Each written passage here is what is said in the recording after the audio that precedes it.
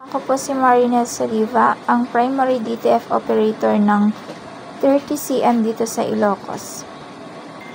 Ito po ang DTF machine namin na nagamit ng 6 na araw na may total meters of 55. Ito naman po yung printer head. Ang huling palit po nito is noong April po. Ito naman po ang capping na may 90% good condition. Head clean.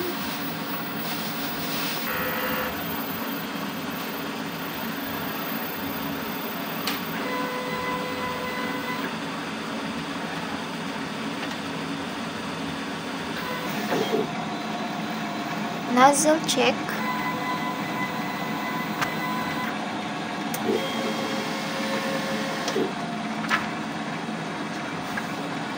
Ito naman po ang ink tank area. Ang ink system po nito ay tama lang. Ito naman po ang waste tank na nalinis lang po sa nung Friday. EVR, ground wire. Ito naman po yung stocks namin ng ink use, unused, powder, white ink, DTF film.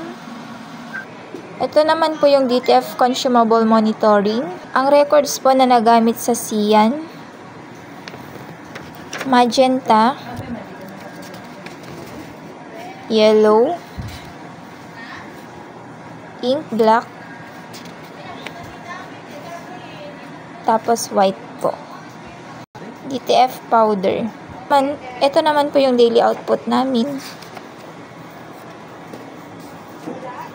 DTF maintenance checklist.